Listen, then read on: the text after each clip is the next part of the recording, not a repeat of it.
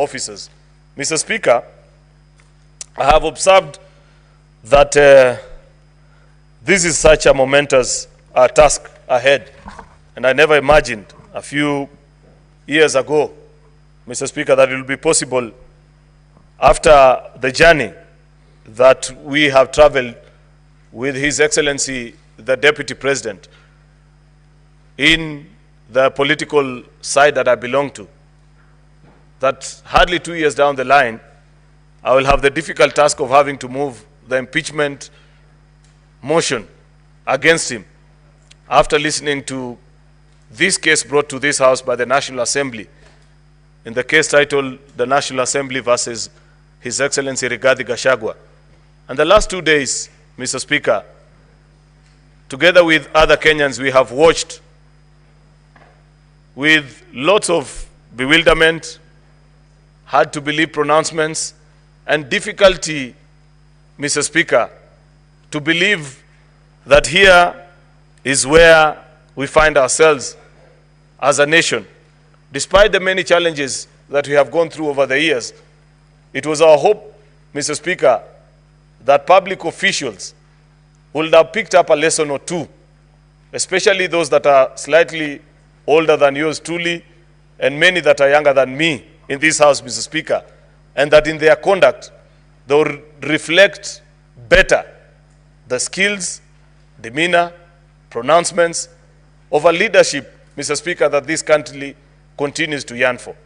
Unfortunately, Mr. Speaker, listening to the case that has been brought to us by the National Assembly, I have reason to believe, beyond any doubt in my mind, Mr. Speaker, that they have justified the case that they have brought before us and have been able to ably demonstrate to us and to the country, Mr. Speaker, that there is no other cure by design of our Constitution to the challenges, either political or legal or otherwise, that are being faced, Mr. Speaker, by the workings and the working relationship between the President and his deputy, other than by way of impeachment.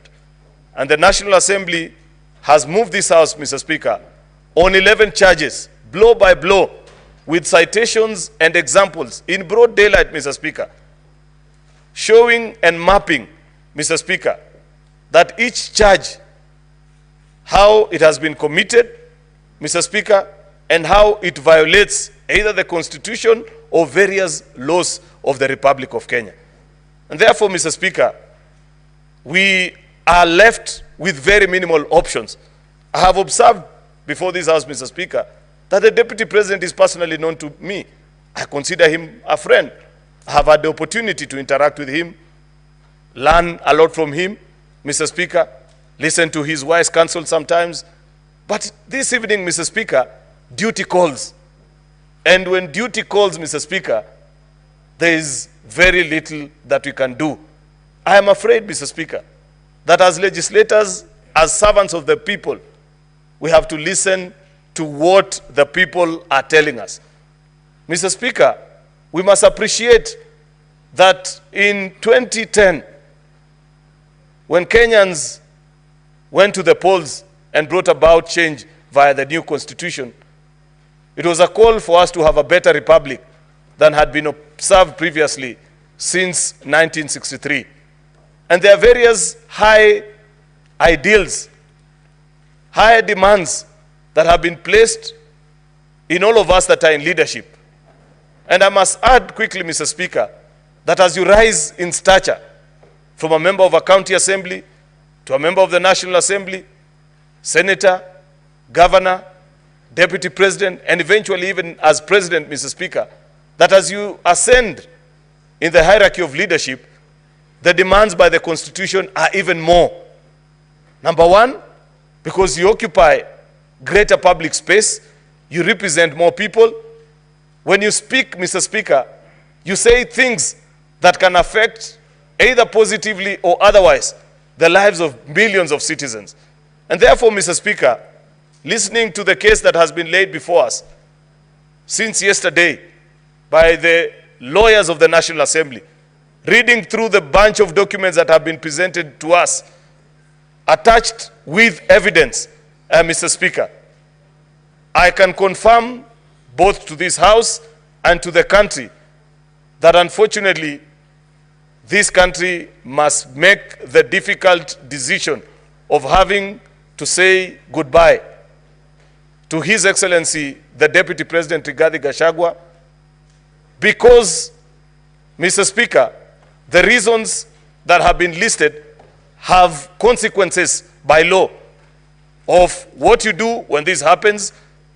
The National Assembly has demonstrated before us, Mr. Speaker, that on charge 1, that there are various articles of the Constitution, either through his utterances or his actions, Mr. Speaker, that have led other Kenyans to seriously believe and feel lesser Kenyans, Mr. Speaker, something that we thought we had slayed.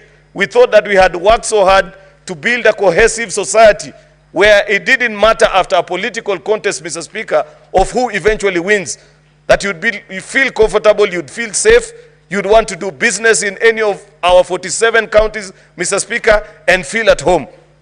Unfortunately, Mr. Speaker, listening to the utterances, reading through the response, Mr. Speaker, and the pleadings by his lawyers, and the pleadings and the admission, Mr. Speaker, by his own affidavit, Mr. Speaker, that either my good friend, the Deputy President, doesn't appreciate the higher calling that the office he occupies demands of him, or he has completely refused, Mr. Speaker, to accept the dictates of our Constitution. And when you get to that law, that place, Mr. Speaker, where there is conflict between man and our Constitution, then man must give way for our Constitution to thrive. That is a demand of a public office. Mr. Speaker, I know this is not an easy exercise. I have agonized and sat there wondering whether there could be other ways we could resolve this issue. And I know for a fact that there have been attempts, Mr. Speaker, not just this time, but previously. I know for a fact, Mr. Speaker, that there have been occasions where either religious leaders, friends, people from business circles, Mr. Speaker, have attempted actually to mediate through some of these conflicts. But unfortunately, Mr. Speaker, instead of getting better, things have gotten worse.